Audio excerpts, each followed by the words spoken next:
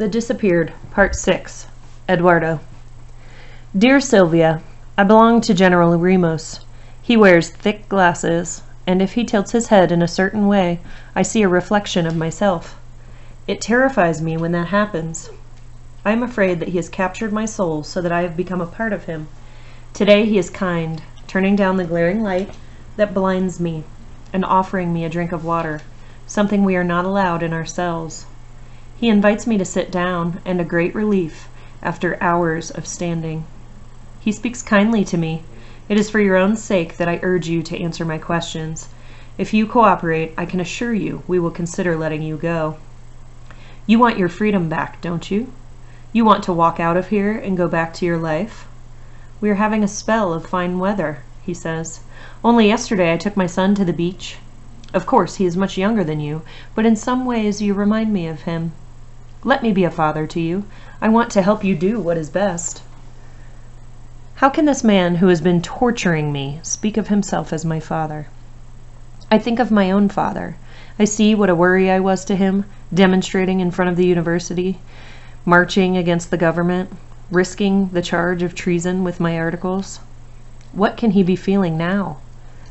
I don't regret my fight against the generals, but instead of being cautious so that I could go on to fight another day, I wanted everyone to see how courageous I was. Worst of all, my carelessness put my friends in danger. Ramos becomes confidential, sending the guard from the room and turning off the recorder. Listen, he says, you may not believe me, but in many things I am on your side. I don't approve of these tactics. There are some at the top who believe that to conquer, you must do evil. I don't believe that. I am waiting for the day when those who do are gone. I want to get rid of those in the government who delight in the prisons. You say you are for justice, so tell the truth. Trust me, I want to get rid of men like the General Lopez and his Secret Service.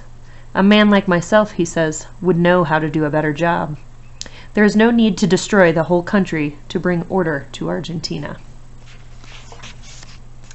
We are making an end of civil society in our hurry to punish, but I can do nothing until I find a way to get rid of those brutes who are in power now. He reaches in his desk and sensuously fingers a thick file as if it were something soft, a bit of velvet or a furry animal. Then he pushes the file back and closes the drawer with a snap. I wonder why he is telling me this. I suppose it would be too dangerous for him to speak of such things to his fellow military men, but the thoughts are there and want to be let out. It is safe to tell me, for should I threaten to repeat his words, it would be nothing for him to destroy me.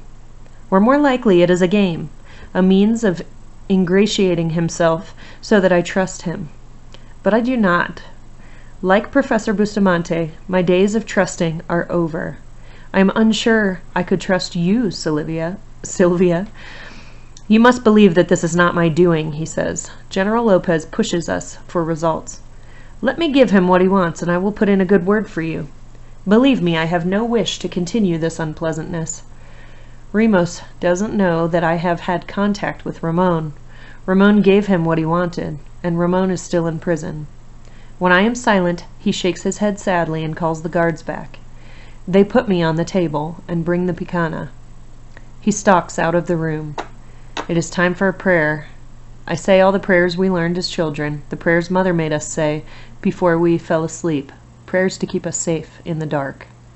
Here, even with the glare of the light in my eyes, there is only darkness. I fall to the floor trembling and sobbing. Ramos returns and says again that if only I will give the names of the rebels at the university and at the Union, he will return me to Mother and Father. He tells me how Mother and Father are sick with worry about me, and he says, you have a sister, Sylvia, have you not? She will be a student at the university next year. How does he know your name? When I get back to my cell, Ramon taps a message, but I don't respond. I lay there. My fingers are burned beneath the nail, and the pain is very bad. But that is not the worst of it. Suppose I told Ramon the truth. What if I tapped a message that said, I am here because I would not murder your mother and sister? The jackal had ordered me to continue to see Ramon's family. To gain time, I followed his instruction. I went to the Fratelli home and told Signora Fratelli and Teresa, I am here to help you. With Ramon gone, let me be a son to you. Only tell me what I can do. I was a suitor. I brought them candies, turrones stuffed with almonds, and granizados sticky with caramel and rich with chocolate. I told myself that if I did not follow the jackal's orders, someone else would. You are like Ramon, Signora Fratelli said, accepting my gifts. He is such a considerate boy. I said nothing to her against Ramon, but to myself I said, considerate is hardly the way to describe someone who not only gave his friends away, but went with the police to point them out. Now I feel differently. There are moments during my torture when I would do the same. For me, those moments passed, but there will come a time when they do not. I spent time with Teresa, who could think only of her brother, as I believe you must think of me. Teresa was shy, like some small woodland creature that must be coaxed out of its lair. She let me accompany her one day to the Museo Nacional de Bellas Artes to see an exhibition of French paintings. Ramon loved to paint, she said. One day I'll show you some of his work. He had a wonderful eye for beauty. I thought of Ramon shut up in his prison cell, with nothing to see but the bare ugliness of cement walls and floors. She stood in front of a painting by Van Gogh, its slashes of greens and reds and blues like a child trying out color for the first time. They say the artist was mad, that he spent time in an asylum. Still, when he left the place, he painted this incredible picture, as if he were just waiting for the chance. I knew she was hoping Ramon one day would emerge from his prison to begin painting again. I took her hand as we wandered in and out of the rooms, looking at the canvases she said Ramon loved. These paintings almost bring my brother back, she said. Teresa's mother marched each afternoon at the Plaza de Mayo. Teresa would go and sit on a little bench nearby the circle of women, wanting to join in, but too timid. She always held a book. I would sit beside her, breathing in the faint lilac fragrance of the perfume she used.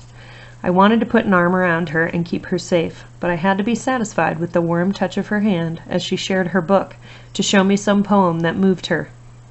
I thought in another time, a better time, Teresa and I would have had the whole city of Buenos Aires for our own, to wander in and discover as we learned to know each other. Now, I was there not to care for Teresa, but to destroy her. I know your mother's poems, she said, some of them by heart. She is a very brave woman. I wish I could write what I feel. Wish I could trap my heart and put it into words. The only moments of peace I had were sitting there with Teresa in the park under the plane trees, trying to ignore what was going on around me. But one day she gathered up her confidence, and after kissing me, left me to join her mother and the other marching women. A few days later, the jackal came to me. The time has come. No more little tete-a-tetes with your Fratelli friends. Tomorrow I will give you the bomb. You will take it to their house. After a few minutes, you will excuse yourself to use the bathroom. There, you will arm the bomb, set it off to go off in 5 minutes, and leave. They are innocent, I pleaded, and brave. They march every afternoon in support of Ramon and all those who have disappeared. They had nothing to do with Ramon's betrayal. They are on our side. I tried to control my own voice, but I longed to lunge at the jackal, to throw him to the ground and choke the life from him. He must have seen the hatred in my eyes. I have your articles in an envelope, safely hidden. He warned me. If anything happens to me, they will go directly to the government.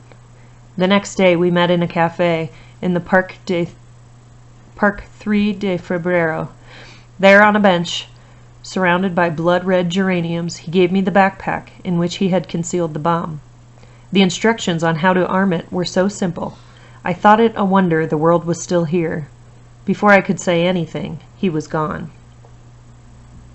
You remember, Sylvia, how, as little children, we tagged along with Mother when she shopped. We were bored and would pass the time by playing and hiding from each other. This time it was not a game. I entered buildings and left by their back entrances. I stood at a shop window and watched the reflections of those who passed to see if someone was following me. I ran through alleys and up and down stairs, all the while aware of the bomb in my backpack, wondering if something would accidentally set it off. At last I believed I had escaped the jackal's surveillance. I made my way to the river. I put a chunk of concrete into the backpack and watched it sink into the water. At the Fratelli home, the Signora welcomed me. "Eduardo, I have just made a pot of gnocchi.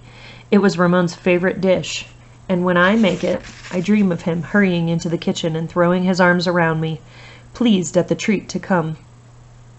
When I heard the bell, I thought, perhaps he knew, perhaps he has come back to us." She wiped away tears and urged me to share their meal. "Teresa will be so pleased to see you."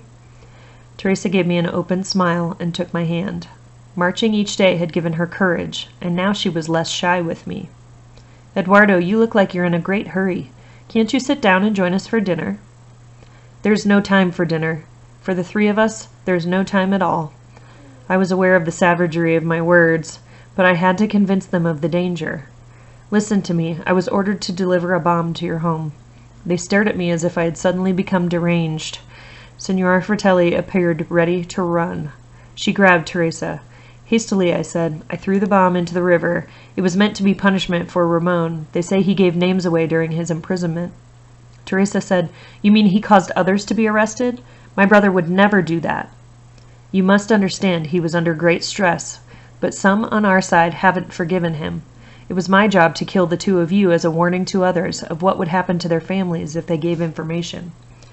Signora Fratelli stared at me. "Kill us?" "Yes. Now others will come who will do what I would not. You must leave Argentina at once." With tears in her eyes, Teresa asked, "What will happen to you? You haven't carried out their orders." "It doesn't matter. I will leave home as well." Signora Fratelli insisted, "I will never leave Argentina while Ramon is in prison." "You may be willing to die," I said, "but what of Teresa? She will die too." Signora Fratelli recoiled as if I had struck her. "For that's what will happen," I said. "Neither of you are safe. You must go at once. Take nothing. Just walk out of the back door, as I will do, and never return." Signora Fratelli looked around frantically, but she was not thinking of her possessions. Crazily, she said, "The gnocchi are cooking." "Mama," Teresa said, "you go and turn the stove off. I know where you keep the emergency money, and I'll get your medicine." In a minute, they were back. Signora Fratelli scooped up a picture of Ramon. She embraced me. Teresa took my hand and brought it to her lips. After I heard the door close, I gave them as long a time as I dared, then followed them to the world outside, a world that I would soon lose. I had planned to get Father by himself that night and tell him what I had been doing, wondering what he would think when he heard me say words like prison and bombs. Then the police came and it was too late. The jackal must have predicted my betrayal. He must have turned over my articles even before I left for the Fratellis. Rimos is reading those articles to me, ridiculing a sentence here and there. He tosses the articles into the table and dismisses them. A guard reaches for the picana. I begin to think of people I can betray. Who will I send to prison? Caesar? Maria? Why, Sylvia, did Rimos mention your name?